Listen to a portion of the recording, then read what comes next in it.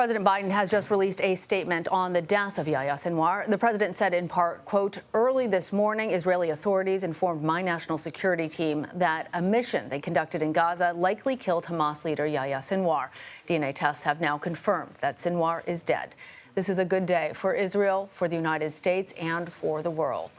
Biden went on to compare his death to the killing of Osama bin Laden. As you see there, he is heading now to Germany. He'll meet with European leaders for talks both on the Middle East as well as Ukraine.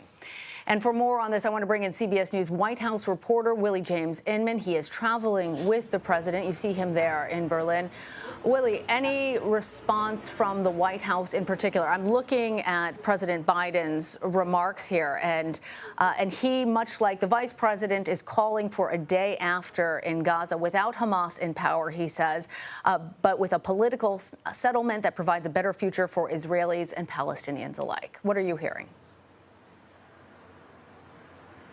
Yeah, that's right, Lana. With both of these statements, the one in front of cameras with the vice president and this paper statement that we received from the White House, from President Biden, they're essentially echoing the same thing, talking about that day after plan, talking about the significance of this and comparing it to the death of Osama bin Laden, the mastermind of September 11th. In the eyes of the Israelis, this has that type of significance. So the president is saying that in his statement there. He will land here in Berlin in a couple of hours. We could potentially see the president give an on-camera statement, but for now, this is what we have in terms of a response from the White House, from the top of the administration. President Biden is saying, also in part, to my Israeli friends, there is no doubt a day of relief and reminiscence similar to the scenes witnessed throughout the United States after President Obama ordered the raid to kill Osama bin Laden in 2011. So the president sharing that significance there. Of course, he was there as vice president, the number two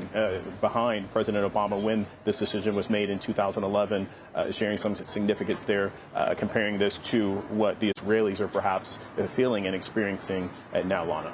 Willie, I'm going to read for our viewers another thing that the president said. He says, "I'll be speaking soon with Prime Minister Netanyahu and other Israeli leaders to congratulate them, to discuss the pathway for bringing the hostages home and ending this war once and for all." Tell us a little bit more about the relationship that Biden and Netanyahu have had, especially recently.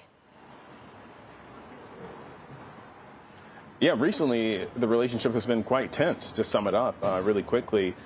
Both men have, of course, been having their national security teams talk to each other, coordinate, but they hadn't spoken in several weeks. They spoke not too long ago. And so essentially the president is saying he's going to have this call. This signifies how important this is. Remember, the White House has been trying to get Israel to de-escalate tensions in the region. In fact, earlier this week, a letter was sent from Secretary of State Antony Blinken and Secretary of Defense Lloyd Austin to their counterparts in Israel, warning that if the humanitarian situation in Gaza did not improve, that the Israelis risk losing some of that military aid that they so desperately need to be able to continue to defend themselves from all of these attacks, not only from Hamas and from Hezbollah and Lebanon, but also from Iran as well. We, of course, have been anticipating some type of response from the Israelis in response to that Iranian missile attack on Israel just about a couple of weeks ago. But this is definitely a significant moment for Israel, for the United States as well. President Biden saying in that statement as well that special operations, special forces were coordinating with the Israelis to be able to help find Sinwar. And in fact, that is what happened in this situation. But as you talked earlier in the hour with Olivia, by happenstance, this wasn't necessarily the target of this particular situation, but this happened, and the Israelis are essentially celebrating this moment, Lana. And so significant that President Biden is there to meet with international leaders about the war in the Middle East as well as the war in Ukraine. And when we learn more about how those talks develop, you'll tell us about it. Willie James Inman, thank you.